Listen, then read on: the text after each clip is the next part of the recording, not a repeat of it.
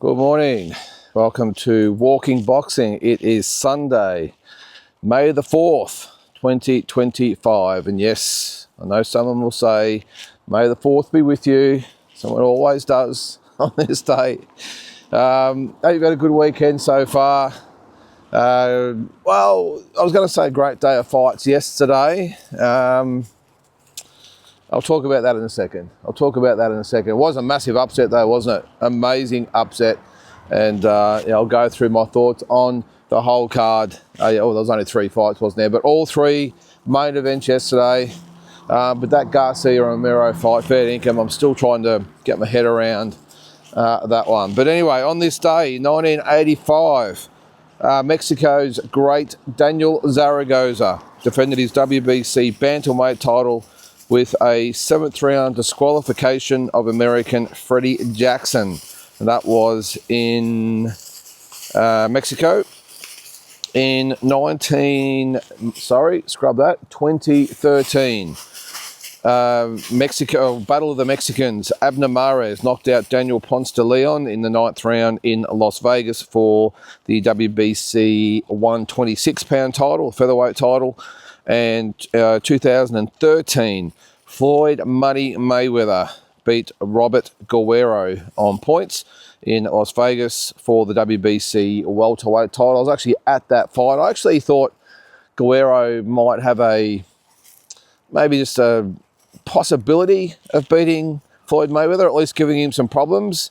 And as usual, when you doubt Floyd Mayweather, you end up with egg all over your face, because it was just a masterclass. He absolutely dominated Robert Guerrero, the Ghost, over 12 rounds. It was pretty dull in the end, to be honest. Floyd just absolutely nullified everything that Guerrero did, and like a lot of other fighters that he fought over the journey, made him look quite amateurish. I think the main entertainment of that fight, by the way, was the fathers and the leader up to the fight. Robert Guerrero Sr., I think that was his name, whoever it was anyway, Guerrero's dad, was quite entertaining, as was Floyd Mayweather Sr., I remember. But yeah, not the greatest fight. And also on this day in 2019, another fight that I was at. I've been to a few at this time of year over in the States. But Canelo Alvarez defeated Daniel Jacobs over 12 rounds for the undisputed 168-pound title. Probably in another fight that wasn't that memorable, to be honest. There's nothing really about the fight that stands out to me, except that it was just one-sided. I had high hopes that Jacobs might provide Canelo with a fight. And again, Canelo, like he's done to a lot of fighters, made it look easy and won a lopsided 12-round decision. And as I said, I don't really remember anything about the night, except actually on the undercard. Bilal Akaway fought John Ryder on the undercard that night. And unfortunately, it didn't end well for Bilal. He was blown out in, I think, 3 rounds. It was a late replacement too, if I can recall, and just way out of his depth at that stage. And was stopped in 3 rounds in a pretty one-sided fight for John Ryder, who obviously is a good fighter within himself, because he ended up fighting Canelo, a couple of years ago, didn't he? So that was on this day in 2019. So yesterday's fights, the big event in Times Square. Now, it was billed as one of the flashiest and biggest type of nights I've ever held because of the venue. But I tell you what, the fights really didn't measure up, did they? All 3 fights in their own way were just pretty much snooze fest. I don't know about you, but I found it really hard to keep focused on the fights. Even like the Lopez and Barbosza fight, that was the one I was probably looking forward to the most. But when that fight started, I was like, okay, the first round's gone. It's a warm-up round. It's a feel-out round. 2 quality fighters. Barbosza, he's been on a bit of a roll lately, and Lopez, we know, is a very, very good fighter, a very good champion with all the tools. And I thought, okay, first round down, that's cool. Just a feeling-out round. It's all good. Don't panic. Second round, yeah, okay, all right. It's a 12-round fight. That's fine. Let's keep it going.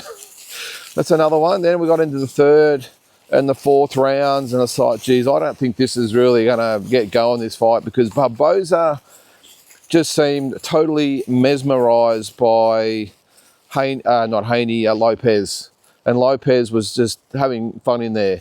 Now, Lopez wasn't doing much either. And I think the big thing you'll find out, the common thing about all these three fights, by the way, was the low punch output in the fights. Now, I reckon the totals of all three fights would be about what a normal 12-round fight is, but it was hard to watch. But anyway, so I thought as the fight went on, I thought it got to the 5th and 6th round. I thought that Lopez had pretty much won every round up to that point. Maybe I think it was the 4th round or something that might have made a case for Barbosza, but it was just pretty much a shutout. And Lopez, as I said, was just having fun in there. He started to do a bit of showboating and not being gassed at all. That's the big thing when you watch these fights. When neither fighter is gassed at all, you know that not much is going on. Even the best conditioned fighters, if it's a tough one, will start to show signs of fatigue at some stage, and neither one of them did. And then it got to the 7th, 8th, 9th round, and I'm just thinking, all right, well, this is it.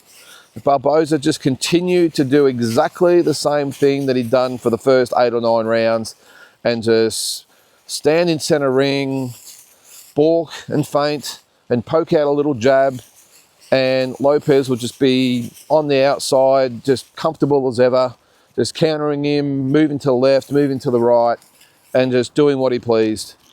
And then it got to the later rounds, and again, I thought after, say, 10 rounds, I thought, well, Barbosza certainly, he's got to pull something out here. Even if he's not going to win, he's going to show us something. But the 11th and 12th rounds just came and went like the other 10. And we go to the scorecards, and it's a unanimous decision for Lopez. I'm not looking at my phone here, guys, so I haven't got the scorecards there, but that was one-sided. And I was just really disappointed in Barbosza's effort in that one. I mean, Lopez looked good, don't get me wrong, and he got a lot of pats on the back here. I think most people thought he was the fighter of the night, but arguably the fighter of the night, that is. But he did look good. He did look really good. But I reckon anyone's going to look really good when they're literally fighting a punching bag with legs. I mean, he didn't do anything, Barbosza. Well, I'll sort of take that back. Not that he didn't do anything, he was trying. I understand when you're in there with a very, very good fighter like Lopez, who's a good counter puncher, obviously very, very talented, 2-time world champion, all that sort of stuff, I get it. So it's not that easy just to say, oh, I'm going to pick it up or pick the pace up. But there was literally no change in his game plan, no change really in his tempo. There was no change in anything, even to the point of maybe just trying to rough Lopez up, maybe get in his face, maybe hit him low, do something to try and change the complex of the fight. And Lopez just boxed beautifully for 12 rounds. I think we probably would have got more out of a 12-round shadow boxing routine than what he did yesterday. And again, look, maybe it was all because of Lopez and how good he fought, but I was really disappointed in Barbosza. I didn't pick him to win. I thought that Lopez would still win the fight, but geez, I thought we might get a little bit more than just Lopez standing in centre ring and just pretty much allowing Lopez just to do whatever he wanted for 12 rounds straight. Disappointing, but again, that is Lopez getting the win, and he did call out Boots Ennis after the fight as well. Not a bad fight. I think that's a good fight for Teofimo. I think he beats Boots Ennis. It's going to be tough because Boots Ennis is a big welterweight. Lopez is just an average size, sort of 140 pounder, so I'm not quite sure how he'll measure up with Boots Ennis. But yeah, look, I applaud him for at least calling Boots Ennis out, because we want those big fights, so why not call out Boots and let's see how he reacts to someone calling him out instead of him calling everyone else out. So anyway, that was the first one down. The second fight, Devin Haney and Jose Ramirez. Now, you thought the first one was bad. The second one was, let's just say, forgettable. I think they threw 503 punches between them for the fight. Now, put this in perspective. I know it's a different type of fight a long time ago, but Arturo Gatti and Mickey Ward threw on average 100 to 110 punches each a round. Times that over, well, that was only a 10-round fight. So we've got a couple of thousand punches probably more. And in this fight, a 12-round fight, we've got a combined total of 500 punches. Amazing. Now, look, again, it's easy to say, well, what was Jose Ramirez doing? He didn't do, like, he didn't do anything for the 12 rounds. He got pretty much beaten every single round. I think this is a little bit different because Ramirez, being a typical Mexican fighter, I knew this would be the case, and I said this in the preview, that his plotting type of style, Mexican fighters tend to want to have to stop, set, and then punch, and they like to wear you down. They're not the most graceful fighters. They're warriors, but you don't see many Mexicans that are fast on the feet and fast with their hands, and you have to have that against someone like Devin Haney. And he just couldn't cut off the ring. Haney was just too fast. Now, Haney by no means looked that great either. It was just a dull affair. I know there was sort of fears with Haney that he might be a little bit gun-shy early. I didn't really see that as the case. I don't think he really feared Ramirez too much. I think he knew what he was going to get. I just think he boxed cautiously, as you do. And even if you're riding high, I mean, in your career, and you're on the back of a few wins, and you're confident in everything else, you're still in a 12-round fight, still feel your opponent out no matter who they are. And I just thought that's all he did. He had a few issues with his shoes or his boots early on.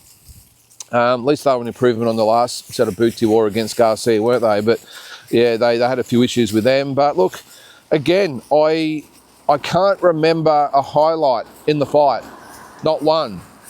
I think there was more excitement in the corner in between rounds than during the fight. There was literally nothing I can stay on here and go, geez, did you see this or did you see that? Maybe you guys can think of something, but it was just Haney on the move, Haney jabbing, Haney clinching, Ramirez following him around, Ramirez refusing to even attempt to cut off the ring, attempting to rough him up, attempting to maybe try something different. And again, I know I'm not that stressed about him not being able to try anything different because, again, Mexican fighters, as much as we love them, they're pretty one-dimensional. You know what you're going to get. They get in close, they rip, they hook, and they go through the gears through the fight. There's not really that ability to change things up and maybe get on your toes and box or try different things. But that's not a slight against them. It's just their style. But Haney, he just boxed and moved, and again would have got more benefit out of a pad session in the gym rather than fighting Ramirez. So again, a unanimous decision, one-sided, no atmosphere, no soul in the fight, nothing in the fight. It was just a box and move and win every single round from Haney. So that was that one. Maybe these guys might have won a round or two, Barbosza and Ramirez, but just one-sided affairs. And then we get to the main event. The one highlight I will say about this fight is probably the entrances of the guys, not just the main event guys, but all the fighters. I was wondering how they would actually do the entrances, but to get them in cars, how bizarre would that have been to be a fighter, to jump in a car and drive to the ring? I don't think we've probably ever seen that ever, have we? Maybe those massive fights sometimes, they used to put them in golf carts and maybe drive them to a section of the arena so they could then walk into the ring. I don't know, but to have them drive in, we had, what was it, Romero was in some sort of like older type of car, wasn't it? Looked like a car from the 60s or 50s or something. Didn't really get a good look on the outside, but Garcia gets into the ring in the Batmobile, which I thought was cool. But I just think in that situation though that they've thought about how cool is this to get him in the Batmobile and stuff, but I don't think they've given a thought about how awkward the fighter is going to feel and how off-put the fighter is about normally walking from a change room and getting into the ring, having to get into a car and drive with a complete stranger, by the way, someone they don't know, drive them to the ring and then jump in. It was bizarre. But anyway, the fight, well, the highlight is Rolly Ramiro's performance. Now, we thought that the Haney and Ramirez fight, as far as punch output, was 503 or something like that it was. This fight had 490 punches thrown in the entire fight between Rolly Romero and Ryan Garcia. Two of you've got to say, probably the more exciting 140 to 147 pounders out there. They win some, they lose some, but they always have a crack and you always get something out of both of them. I could not believe my eyes with how dull the fight was. Now, this is a credit to Rolly Romero. I'm going to really give him a lot of respect here because I thought Ryan Garcia would absolutely take him apart. But again, probably like the Lopez and Barbosza fight. I looked at the first round and went, yeah, okay, cautious round. Both guys, they've sparred a few rounds, so I get it. Understandably, they're gonna feel each other out. Again, a 12-round fight, no issues with that.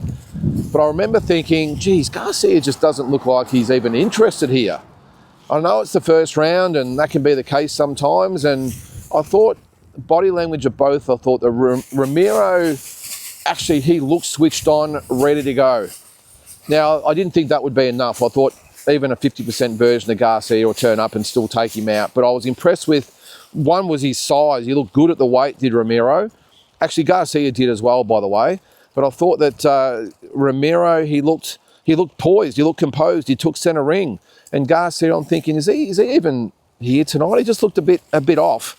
And then in the second round, got lazy and got check hooked. It reminded me a little bit of the Tim Tszyu hook last year against Murtazalyov. Just completely unaware, right hand low, and just got banged with the left hook. It was actually a double left hook. The first one landed, the second one was a follow-up, but the first one did the damage, and down he went. But even the expression on Ryan Garcia's face, he went down and there was no expression.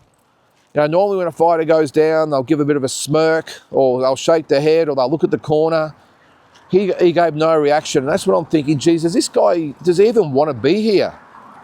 And he got up, he saw out the round okay, no problems at all. Romero didn't really put it on him either, by the way. It's almost like he let him escape, but I don't think it was overly rocked, but geez, it would have hurt. It was a good punch. And then I thought, all right, now it's game on. Now we'll see Garcia wake up and let's go, we'll have a fight. And even when Romero was having success in those middle rounds, pretty much by doing nothing, by the way, standing in centre ring with his version of the Philly shell or whatever it is, and just he fought a very, very good game plan, by the way, because he stood in centre ring with his Philly shell stance and literally would not throw a punch until Garcia punched first. But the problem with that is that Garcia had the same problems and was a bit gun shy. And that was probably the thing I was going to say about the first round. We talk about Haney being gun shy, or maybe being gun shy in his fight with Barbosza, but it looked to me like it was Garcia who looked gun shy, completely just not there. And then as the fight went on, I was just waiting for Garcia to pick it up. And I was waiting and waiting, probably a lot like you out there, just continuing to wait as the rounds went by. Romero just doing just enough to win each round as they went on.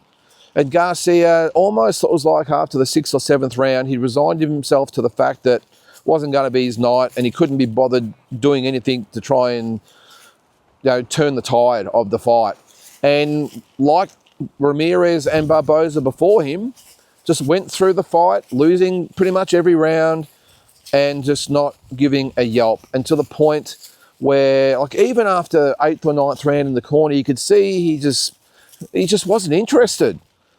And the corner couldn't get him going either. I think they might have maybe got up him a little bit. They just sort of let him go through the motions as well. And a good corner will get their fighter up to at least do something. And I was disappointed in his corner that, again, there was no rev up, there was no, trying to get into him to try and get him motivated. And he just went through and lost the fight, and almost, again, going into the 11th and 12th rounds. I thought, well, this is where a champion really turns it up and says, all right, if I'm going to lose my title or lose the fight, whatever it is, at least I'm going to do it my way and go out my way. But in the 11th, 12th rounds, he boxed politely. And again, neither fighter was fatigued at all. I suppose you get that when the average punch output is not even 250, average of 250 punches each for the fight. For the fight, it is just amazing. And then at the end of it, he was resigned to the result. And simply Romero, I don't think Romero could believe his luck at that, how inept an opponent he had in front of him. Now, I don't know whether Ryan's got some problems outside the ring again, whether he's got some mental issues outside the ring, I don't know. But the Ryan Garcia that turned up was an absolute shell of the fighter that fought Devin Haney. there was no spark. There was nothing. It was absolutely lifeless. And maybe, I mean, someone joked about it after the fight that maybe he needs to be that crazed Ryan Garcia who, you know, is drinking on the scales and, you know, smoking marijuana during camp and all this sort of stuff. I don't know, but geez, it was a disappointing performance. And not just that, it was the way he acted after the fight. Yeah, well, you know, you win some, you lose some. It is what he was gracious in defeat. I'll give him that. He did congratulate Romero, who was also very gracious in victory. And he actually said that Garcia and Haney should still do the fight. That's not going to happen now, you wouldn't have thought. It'll be, I would say it's going to be Romero and Haney, which will probably be an entertaining fight as well. A good build-up to that one. But you could see the Haneys at ringside sort of shaking their head thinking, well, there goes our, you know, probably our $20 or $30 million payday or whatever it was going to be. Maybe it wasn't that much. I can't remember what they were even promised. But there goes a massive payday. There goes our chance for revenge up in smoke. And now it's going to look like it's going to be Rolly Romero they're going to have to fight. But it was a bizarre fight and a bizarre day of fights. Now, all three fights were the same. Lackluster, uninspiring. And there's been talk after the fight, and it probably makes a little bit of sense. They almost outsmarted themselves, the promoters. They had it at Times Square. There's a lot of pushback about the fans there, that a lot of them thought you'd be able to either see the fight or at least have the big screens up and you'd be able to see it all and have a bit of a watching zone and have a bit of a party outside the designated area. But that wasn't the case. Apparently the fans couldn't see or hear anything, and they completely shut it off. And it was only a tiny little viewing area for the people that were actually there, and you could sort of see coming through this, even the TV screens, that there was just no atmosphere at all. And I reckon this has probably got something to do with the reason we also had lackluster fights. There was no crowd buzz whatsoever. It reminded me of the COVID era. That's what it reminded me of. No crowd, no soul, no life, no atmosphere, no nothing. And I think the fighters picked up on that. And that's why I reckon there was never, maybe that could have been the reason why, you know, a Barbosza or Garcia or whatever couldn't, you know, get the crowd behind them to get razzed up and they could really start to pour it on. I don't know, but there was the feedback from the fans about the Times Square event wasn't great. And as I said, I just think they've outsmarted themselves with this, saying, oh, how good would it be to do a fight night in Times Square? And, you know, and I just don't think they've had a good think about the logistics of it all and the effect that it has on fans, the fans, you know, the ones that pay the money and follow the sport. You know, remember them? You know, that they might want to get in and watch the fight. Now, it's not a bad concept. I think maybe another thing could have been like they could have done a fight night at Times Square, like had this show at Madison Square Garden or the Barclays Centre, but maybe had a fight night the night before in Times Square of some undercard fighters or some prospects or something like that, or some sort of special type of event that they could have put there and let everyone view it. I think I've said it here before. I remember one of the Golden Boy fight nights in Las Vegas. They had a free fight night in the foyer or the courtyard, or plaza. The plaza out the front of T-Mobile Arena. It was a free fight night. They just had a ring set up out in the plaza and anyone could roll up. Maybe that's what they could have done, and then had the main fights at the Barclays Centre or Madison Square Garden. But either way, I don't think they hit the mark with the event. But I suppose everyone will have their say on that. But I just as I said before, even to the point of having to drive them to the ring, great in theory. The promoters and the organisers probably thought that was going to be really cool.